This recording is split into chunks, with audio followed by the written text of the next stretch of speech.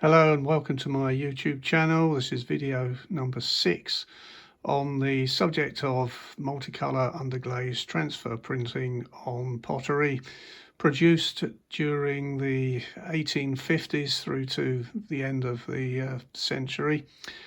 Named primarily after the major pottery of F&R Pratt, hence the term Prattware to collectively describe the method of underglaze transfer printing, which is quite unlike anything produced by any other potteries in the way of transfer printing.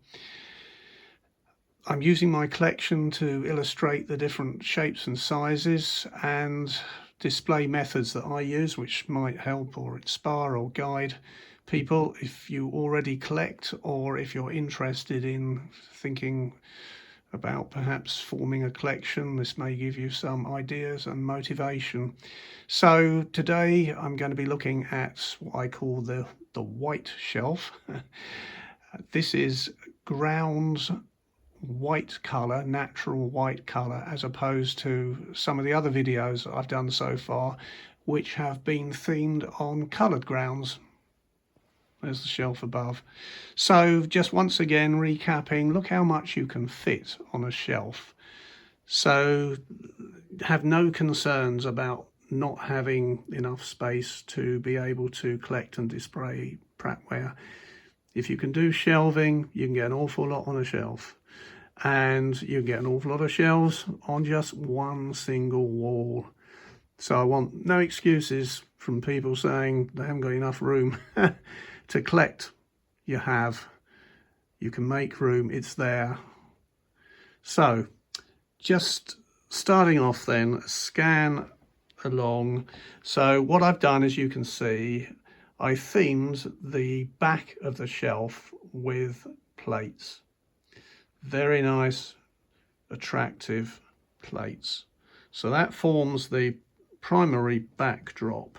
I won't go into the detail of the subject matter on each plate because I don't want to wear people out. So if anybody's got any questions or observations, you're welcome to ask or share them. At either end, I've anchored, as I call it, the display, and I've chosen a jug and a cup and saucer which is themed with Tam O'Shanter and Suitor Johnny there and there. On the reverse of the jug at the back is the Tam O'Shanter scene. The cup and saucer have the same Tam O'Shanter and Suitor Johnny scene on them. Very attractive. In the front row there we've got a mug with the Faithful Shepherd on. Now I've included in this display some of the more traditional pot lids which are white grounding to them. They're generally, the pot lids and bases are often not coloured or decorated.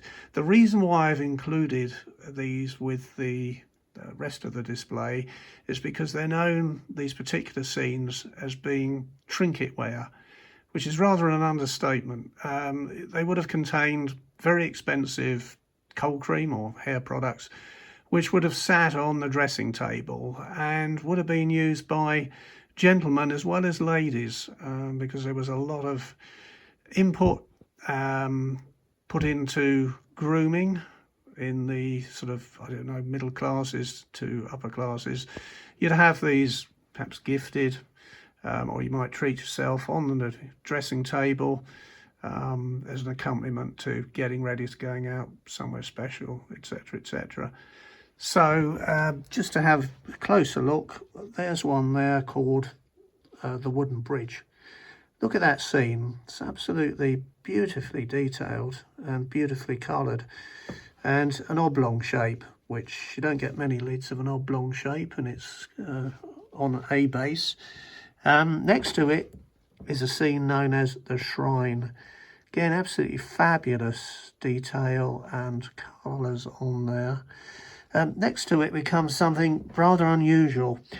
There's very, very few in terms of quantity, and probably only about 4 or 5 different prints that you see in this design with the base actually being transferred.